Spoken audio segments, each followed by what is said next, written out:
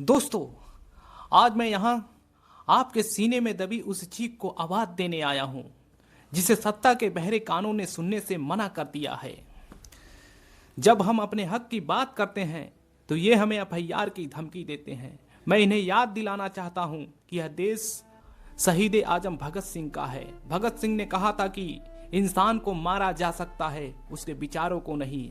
आज हमें जेल भेज सकते हैं, लेकिन रोजगार की उस भूख को कैसे मिटाओगे जो करोड़ों युवाओं के पेट में जल रही है। भगत सिंह ने 23 साल की उम्र में हंसते हंसते फांसी चढ़ गए ताकि आने वाली पीढ़ी आजाद और स्वाभिमानी जीवन जी सके।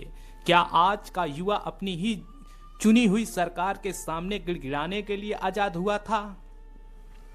दोस्तों, बाबा साहेब अम्बेडकर ने हमें संविधान के रूप में एक कवच दिया था। उन्होंने कहा था कि शिक्षित बनो, संगठित रहो और संघर्ष करो। हमने शिक्षा ली, हमने मेहनत की, लेकिन आज हमारे संघर्ष का मजाक उड़ाया जा रहा है। बाबा साहेब ने कहा था कि राजनीति शक्ति वह चाबी है जिससे हर दरवाजा खुलता है।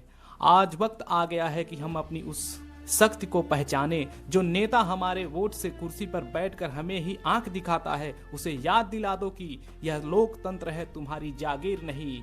जब पेपर लीक होता है तो सिर्फ एक परीक्षा रद्द नहीं होती, एक गरीब की उम्मीद का कत्ल होता है।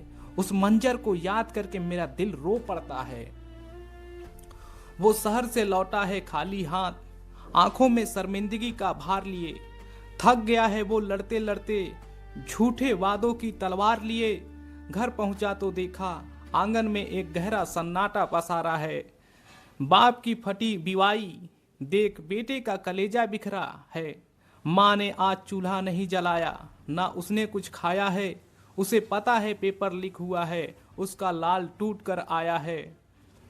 3 साल की वो तपस्या पल भर में राख हो गई। किताबों वाली वो रातों की हर उम्मीद खाक हो गई। वो नेता क्या जाने फटे जूते की लाचारी क्या होती है। जब बेटा भूखा सोता है तो माँ की बेबसी क्या होती है। अब और बर्दाश्त नहीं होगा। अब हमें अपना काम बनता वाली राजनीति को जड़ से उखाड़ना होगा। हम भगत सिंह के वंशज हैं, हम बाबा साहेब के सिपाही हैं। हम अपनी उम्र की बर्बादी का हिसाब लेंगे। जो हमारे पिता के पसीने का सम्मान नहीं कर सकता, वो हमारी सत्ता पर बैठने के लायक नहीं है। उठो और एक हो